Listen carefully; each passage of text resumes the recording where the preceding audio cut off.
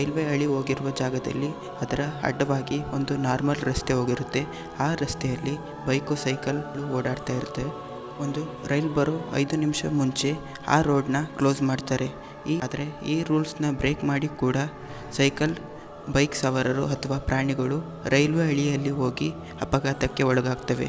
ಆದರೆ ಇಲ್ಲಿ ಗಮನಿಸಬೇಕಾದ ವಿಷಯವೇನೆಂದರೆ, ಒಬ್ಬ ಟ್ರೈನ್ ಚಲಾವಣೆ ಮಾಡ್ತಿರೋ ಕೋ ಪೈಲಟ್ ಒಂದು ಪ್ರಾಣಿ ಅಥವಾ ಮನುಷ್ಯನನ್ನು ನೋಡಿದರೂ ಕೂಡ ಯಾಕೆ ನಿಲ್ಲಿಸದೆ ಹಾಗೆ ಹೋಗ್ತಾನೆ ಅಂತ. ಅದೇ ವಿಷಯವನ್ನು ಈ ವಿಡಿಯೋದಲ್ಲಿ ತಿಳಿದುಕೊಳ್ಳೋಣ ಬನ್ನಿ.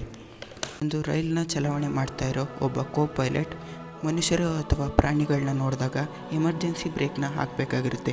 ಆದರೆ 20ರಿಂದ 24 ಬೋಗಿಗಳು ಇರುವ ಒಂದು ಟ್ರೈನ್ 20 ಕಿಲೋಮೀಟರ್ ಸ್ಪೀಡ್ನಲ್ಲಿ ಹೋಗ್ತಾ ಇರೋ ಟ್ರೈನ್ನ ನಿಲ್ಲಿಸಬೇಕಾದ್ರೆ 850 ಮೀಟರ್ ಡಿಸ್ಟೆನ್ಸ್ ಇರುವಾಗಲೇ ಬ್ರೇಕ್ ಹಾಕಬೇಕಾಗಿರುತ್ತೆ.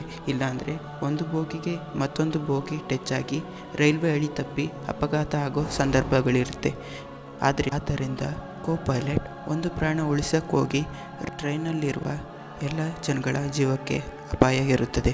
ಆದರೆ 1 ಕಿಲೋಮೀಟರ್ ಮುಂಚೆಯೇ ಕೋ ಪೈಲಟ್ಗೆ ಯಾವುದೇ ಮನುಷ್ಯ ಅಥವಾ ಪ್ರಾಣಿಗಳು ಕಾಣಿಸೋದಿಲ್ಲ.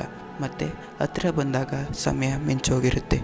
ಯಾವುದೇ ಗಣ್ಯ ವ್ಯಕ್ತಿ ಅಥವಾ ಸಾಮಾನ್ಯ ವ್ಯಕ್ತಿ ಯಾರೇ ಇದ್ದರೂ ಕೂಡ ಅವನ ಮೇಲೆ ಟ್ರೈನ್ ಹೋಗುತ್ತೆ.